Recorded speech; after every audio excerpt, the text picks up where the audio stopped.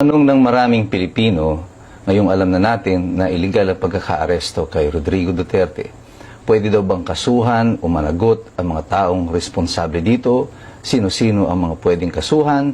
Pwede bang ma-impeach si BBM ng dahil dito? At ano ang kanilang mga pananagutan at paano ang proseso na ito kung mangyari man ang impeachment na ito? Talakayin po natin yan ngayong umaga. Sa aspeto po ng pananagutan doon sa Criminal Act of Kidnapping, yung kaso na yan ay inaaresto pa lang si Rodrigo Duterte doon sa eroplano, ay sinabi na agad niya kung ano yung posibleng kaso ng mga aaresto sa kanya. Sinabi na niya that that is serious illegal detention. In layman's term, yan po ay kidnapping. Malinaw na malinaw pa po ang isip ng ating Pangulo bilang isang dating prosecutor. Alam niya na agad kung ano ang potensyal na kasong kakaharapin ng mga aaresto sa kanya. Bukod po dito sa kidnapping, ano pa po ang mga pwedeng kaharapin na kaso nitong mga tao na ito na gumawa nito sa kanya. Pwede pa po silang kasuhan ng violation of Anti-Graft and Corrupt Practices Act at saka po yung malversation or yung paggamit ng pondo ng pamahalaan. Bakit ko po sinabi pati yung kaso ng malversation other than the Anti-Graft and Corrupt Practices Act? Meron pong isang importanteng tanong akong hinihintay noon dito sa investigasyon sa Senado na sa tingin ko hindi nasagot ng maayos.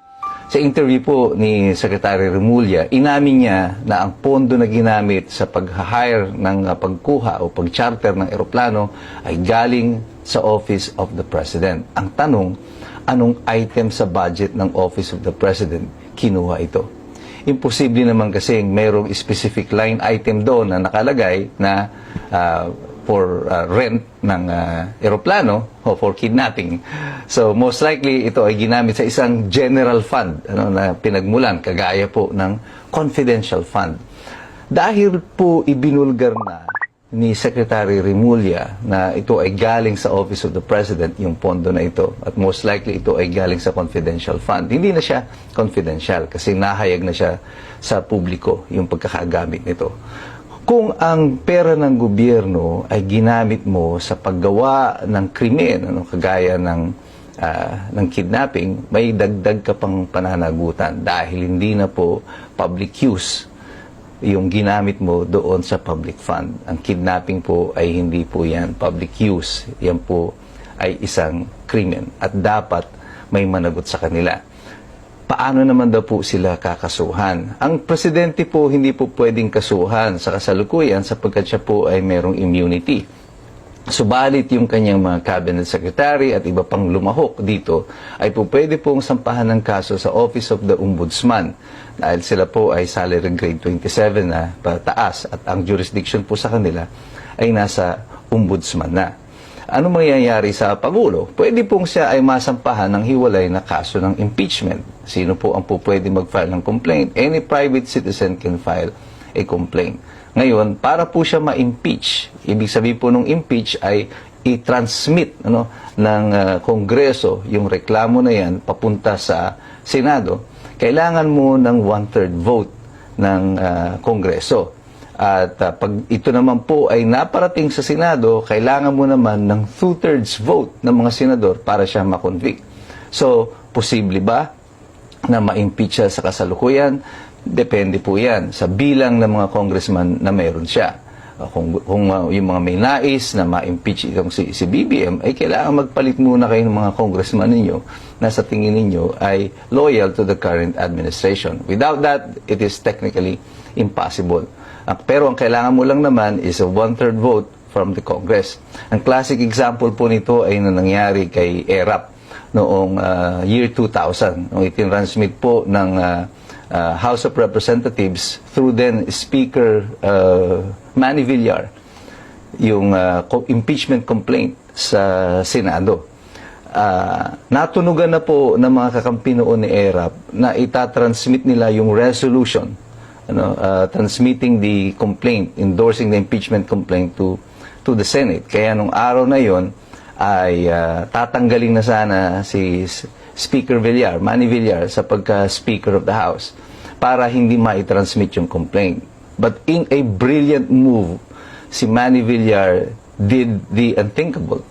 Siya ang nag-open ng prayer in Congress, and before makapag-act yung makapaggawa ng manifestation ang mga kampi ni Erap Estrada, dire-diretso mula sa kanyang pagdarasal ay diniklara niya ang transmittal ng impeachment complaint, which was signed only by 1/3. Mga 75, 74 lang yata sila noon na pumirma. I-transmit na agad ito sa Senado. At dito po yung classic objection ni Digdagin de Langalen na patuloy na nag-o-object habang nagsasalita si Speaker Villar. And rightfully so, after na i-transmit ito officially ng House sa Senado, ay bumaba si Manny Villar as Speaker of the House. So, ibig sabihin nito, kahit majority ng congressman ay nasa kanila, for as long as you have this 1/3 vote, pwede po na ma-transmit ang impeachment complaint sa Senado. But, reality will dictate. Ito ang katotohanan. Unless there is a drastic change in the Constitution or yung komposisyon ng House of Representatives at Senado, any talks of impeachment will be futile. At its current composition, imposible na po yan. At naka-recess naman po pareho ang Kongreso at ang Senado. Ano ibig sabihin nito? Ang eleksyon na ito, kung matuloy man po ito ang magdidikta ng kung saan papunta ang administrasyon na ito at ang ating bansa. Kung mayroon bang magaganap o mangyayari sa atin pagkatapos nitong halala na ito. Subalit ako ay nagtitiwala sa ating mga kababayan na sa pamamagitan ng mga tamang impormasyon na ito, tayo makakagawa ng tamang desisyon. Ito nga po yung dahilan kung bakit tayo gumagawa ng mga video na kagaya nito, upang ma-educate po yung ating mga kababayan. Makagawa tayo ng ating tamang mga konklusyon. Noong pong 1983 nang pinatay si Ninoy Aquino, ako po ay third year high school pa lamang noon. At ang unang tanong ko noon, nung nakita ko sa TV na pinatay, binaril si Ninoy Aquino sa tarmac, ang aking tanong, sino si Ninoy Aquino? Bakit hindi ko siya kilala? Wala akong nabasa tungkol sa kanya. Sa katotohanan, simula nung panahon ng martial law na yun, na ako'y elementarya, lahat ng textbooks, lahat po ng articles tungkol sa mga naganap prior to martial law, during martial law, ay hindi po tinuturo sa aming mga kabataan. Kaya po kami ay nanatiling mangmang sa kung sino siya.